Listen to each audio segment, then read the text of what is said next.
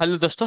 Good evening, नमस्कार। आप सभी का एक बार जो है फिर से बहुत बहुत स्वागत है आप सभी के अपने यूट्यूब चैनल परीक्षा की शिक्षा में। उम्मीद करता हूँ, आशा करता हूँ कि आप सभी जो है स्वस्थ होंगे, कुशल मंगल होंगे, तैयारी जो है अच्छे और बढ़िया तरीके से आप सभी लोग कर रहे होंगे।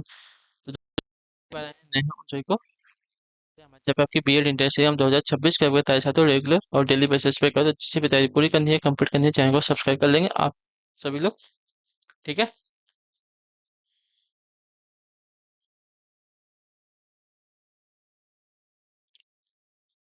क्लास का समय देखिए, जीके जीएस की जो क्लास है सुबह 10 बजे डेली देखने को मिलती है। रीजनिंग की जो क्लास है दोपहर को 1 बजे। हिंदी की जो क्लास है रात को 8 बजे देखने को मिलता है। आपसे को इसी टाइम पर क्लास से जुड़ के अपनी तैयारी को पूरा कंप्लीट करना। नीचे डिस्क्रिप्शन आप लोगों को इंस्टाग्राम टेलीग्राम का लिंक मिलेगा, तो आप इंस्टाग्राम पे फॉलो करेंगे, टेलीग्राम चैनल को ज्वाइन करेंगे। टेलीग्राम चैनल पर डेली बेसिस पे क्लास का अपडेट और आपको एग्जाम का अपडेट मिल जाएगा। साथ ही जो क्लास का पीडीएफ है वो भी आपसे को देखने को मिलेगा, तो आप लोग जो है इसको ज्वाइन कर लेंगे। ठीक है, चलेंगे क्लास से स्टार्ट कर बिना किसी देरी के। एक एक क्वेश्चन आपके एग्जाम के लिए बहुत इंपॉर्टेंट, ध्यान से एक क्वेश्चन को देख के समझ के उत्तर देने की कोशिश करेंगे। ठीक है, क्लास स्टार्ट करने से पहले जिसने अभी तक क्लास को लाइक नहीं किया लाइक करेंगे, शेयर नहीं किया शेयर करेंगे, और जिसने अभी तक चैनल को सब्सक्राइब नहीं किया चैनल को सब्सक्राइब करेंगे। ठीक है। किस शब्द की वर्तनी सही है? अंतरराष्ट्रीय की वर्तनी कौन सी शुद्ध है? ठीक है, अंतरराष्ट्रीय। अंतरराष्ट्रीय की वर्तनी आपकी ऑप्शन नंबर बी वाली साथी शुद्ध हो जाएगी। ठीक है, क्लियर सभी को, अंतरराष्ट्रीय। चलिए अगला प्रश्न देखेंगे। 53 नंबर उत्तर देंगे। अटेंशन को, किस देश में हिंदी भाषा का प्रयोग लिखने व बोलने के लिए किया जाता है? ऑस्ट्रेलिया, दक्षिण अमेरिका, पाकिस्तान, मॉरिशस। तो आपका उत्तर हो जाएगा मॉरिशस में। ठीक है, और मॉरिशस देश में हिंदी भाषा का प्रयोग लिखने व बोलने के लिए किया जाता है। इतना याद रखेंगे आप सभी लोग। ठीक है, क्लियर है। चलिए अगला प्रश्न देखेंगे। आपके सामने है 53 उत्कंठा का प्राची क्या हो जाएगा? उत्कंठा। उत्कंठा का प्राची क्या हो जाएगा? तो उत्कंठा का प्राची आपका हो जाएगा लालसा से। ठीक है, ऑप्शन नंबर ये राइट हो जाएगा। उत्कंठा का प्राची आपका लालसा हो जाएगा। क्लियर सभी का यहाँ तक। अगला प्रश्न देखेंगे। आपके सामने क्या है? 54 नंबर। उआ पो का प्राची शब्द है क्या? थे उआ पो का प्राची है क्या? तो उआ पो का प्राची आपका यहाँ पे हो जाएगा साथी है असमंजस। ऑप्शन नंबर बी राइट होगा। ठीक है, उआ पो का प्राची आपका असमंजस हो जाएगा। क्लियर सभी को। चलिए अगले क्वेश्चन को देखेंगे। आपके सामने है 55। जो शीघ्र प्रसन्न हो जाए उसे कहेंगे क्या? पे जो शीघ्र प्रसन्न हो जाए उसे क्या कहेंगे? तो जो शीघ्र प्रसन्न हो जाए उसे कहा जाता है आपका आशुतोष। ठीक है, ऑप्शन नंबर जो डी दिया गया आपका राइट आंसर होगा। ठीक, जो शीघ्र प्रसन्न हो जाता है उसको उसको जो आशुतोष कहते हैं। जैसे शंकर भगवान का नाम एक आशुतोष भी है। ठीक है, जो कि शीघ्र प्रसन्न हो जाते हैं। चलिए 56 से 56 नंबर। जिसकी भुजाएं घुटनों तक लंबी हो उसे क्या कहेंगे? बताइए, जिसकी भुजाएं घुटनों तक लंबी हो उसको क्या कहते हैं? तो उसको कहा जाता है अजानुबाहु। ठीक है, अजानुबाहु कहते हैं उसको। तो ऑप्शन नंबर बी राइट होगा। जिसकी भुजाएं घुटनों तक लंबी हो उसको अजानुबाहु कहेंगे। चलिए 57 नंबर प्रश्न। अपहरण में किस उपसर्ग का प्रयोग हुआ है? अपहरण। तो अपहरण में आपका जो है अप उपसर्ग लगा है।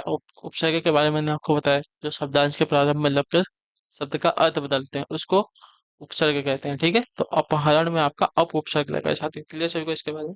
चलिए अगला प्रश्न देखेंगे क्या दिया गया है। 58 नंबर। उल्लंघन में उपसर्ग बताइए। ठीक है, उल्लंघन में उपसर्ग क्या हो जाएगा? तो उल्लंघन में उपसर्ग आपका जो दिया गया है उल्लंघन। तो उत्त उपसर्ग लगा है। ठीक है, उत्तधन लंघन उल्लंघन हो जाएगा। ठीक है। चलिए 59 नंबर है। उन्मेष में किस उपसर्ग का प्रयोग हुआ है? बताइए, उन्मेष में किस उपसर्ग का प्रयोग हुआ है? तो उन्मेष में आपका उपसर्ग लगा है साथियों आपका उद उपसर्ग लगा है यहाँ पे। ठीक है, उन्मेष में आपका उद उपसर्ग लगा है। चलिए इतने यहाँ देखेंगे। उन्मेष में आपका उपसर्ग है उद। क्लियर। ये आपका व्यंजन संधि का उदाहरण होगा उन्मेष। ठीक है। कौन सही सुमेलित है? ठीक है, अनुरक्ति विरक्ति असमय कुसमय अवसर सुअवसर दीर्घायु चिरायु। कौन सही सुमेलित है? दीर्घायु चिरायु असमय कुसमय अवसर सुअवसर अनुरक्ति विरक्ति। तो अनुरक्ति विरक्ति जो दिए गए विलोम, ये सही सुमेलित है। ठीक है। चलिए अगला प्रश्न देखेंगे। आपके सामने है 61 नंबर। निम्न में से कौन एक शब्द का नहीं है? ठीक है, निम्नलिखित में से कौन आपका एक शब्द अलंकार नहीं है? तो शब्द अलंकार की अगर बात करेंगे तो आपका जो दिया गया यहाँ पे उपमा। उपमा आपका शब्द अलंकार नहीं है, अर्थ अलंकार आता है। ठीक है, अनुप्रास श्लेष यमक आपके शब्द अलंकार है। ठीक है, उपमा आपका अर्थ अलंकार है। ठीक। अगला प्रश्न है साथियों 62 नंबर। निम्न में से कौन आपका अर्थ अलंकार नहीं है? ठीक है, उपमा उत्प्रेक्षा वक्रोक्ति रूपक। तो अर्थालंकार कौन सा नहीं है? तो अर्थालंकार अगर देखेंगे यहाँ पे तो वक्रोक्ति, वक्रोक्ति आपका अर्थालंकार नहीं है, ठीक है। उपमा, उत्प्रेक्षा, रूपक आपके अर्थालंकार है, ठीक है। वक्रोक्ति आपका शब्द अलंकार हो जाएगा। चलिए 63 नंबर है, निम्न में से कौन एक भिन्न है?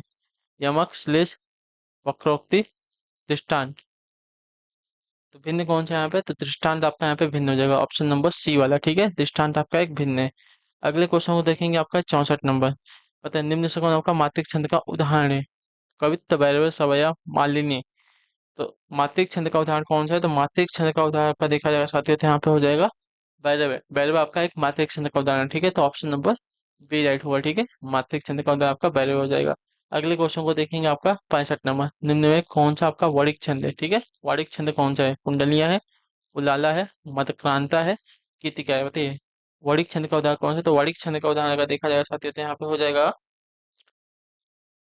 मंदाक्रांता, ठीक है। मंदाक्रांता आपका जो है वाणिक छंद का उदाहरण है। मंदाक्रांता वाणिक छंद का उदाहरण है। 66 66 नंबर उत्तर देंगे 8 शांत रस का अस्थायी भाव क्या है? तो शांत रस का अस्थायी भाव देखा जाएगा तो निर्वेद होता है, ठीक है। शांत रस का अस्थायी भाव निर्वेद होता है, इतना याद रखेंगे आप सभी लोग। क्लियर सभी को? चलिए 67 अनुराग किस रस का अस्थायी भाव है? शांत रस का, वात्सल्य का, वीर रस का या रौद्र रस का? तो अनुराग की अगर बात करेंगे तो अनुराग जो है आपका वात्सल्य रस का अस्थायी भाव है। ऑप्शन नंबर जो बी दिया गया आपका राइट आंसर होगा, ठीक है। क्लियर? अनुराग जो है वात्सल्य रस का अस्थायी भाव है।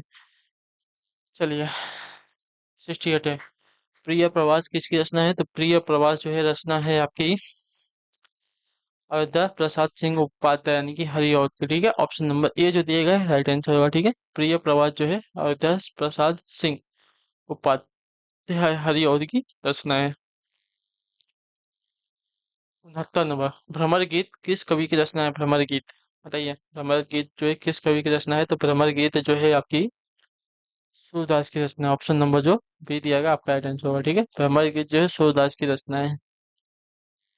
चलिए 70 नंबर प्रश्न सामने दिए गए निम्न से कौन सी सूरदास की रचना है? सूरदास की रचना कवितावली है, सुर साहित्य है, सुर सागर है, प्रेम वर्तिका है। सूरदास की रचना कौन सी है? तो सूरदास की रचना अगर देखी जाएगी यहाँ पे तो आपकी सुर सागर है, ठीक है। ऑप्शन नंबर सी राइट होगा, ठीक है। सुर सागर जो है सूरदास की रचना है। चलिए 71 नंबर परमार्थ रासो किस रचना की? अच्छा, परमार्थ रासो की रचना किसने की है? जयदेव ने, जगनिक ने, चंद बरदाई ने या नरपति नाल ने? तो देखिए इसका राइट आंसर आपका हो जाएगा जगनिक, ऑप्शन नंबर बी, ठीक है। परमार्थ रासो जो है जगनिक की रचना है। अगला प्रश्न देखेंगे साथियों है 72 नंबर। रामचरितमानस किस काव्य धारा की प्रतिनिधि रचना है? बताइए, रामचरितमानस जो है किस काव्य धारा की प्रतिनिधि रचना है?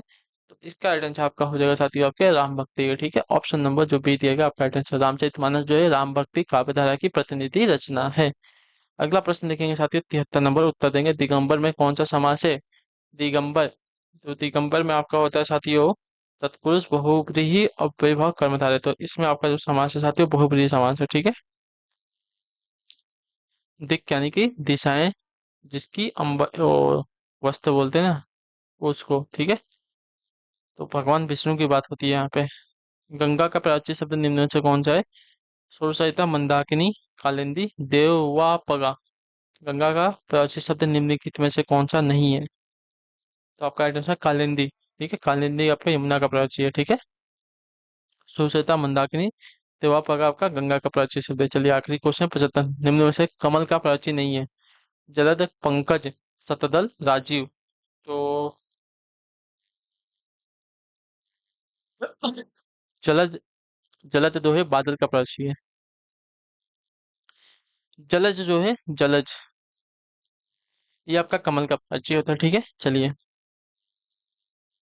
तो इसी के साथ जो क्लास है आज की यहीं पे कंप्लीट होती है। उम्मीद करता हूँ आप सभी को क्लास जो अच्छी लगी, पसंद आई है।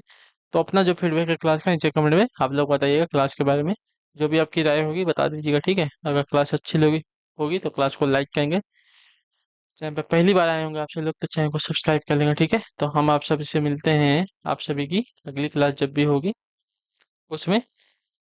तब तक के लिए टाटा बाय बाय, जय हिंद जय भारत। आप सभी का क्लास से जुड़ने के लिए बहुत बहुत ही धन्यवाद साथियों।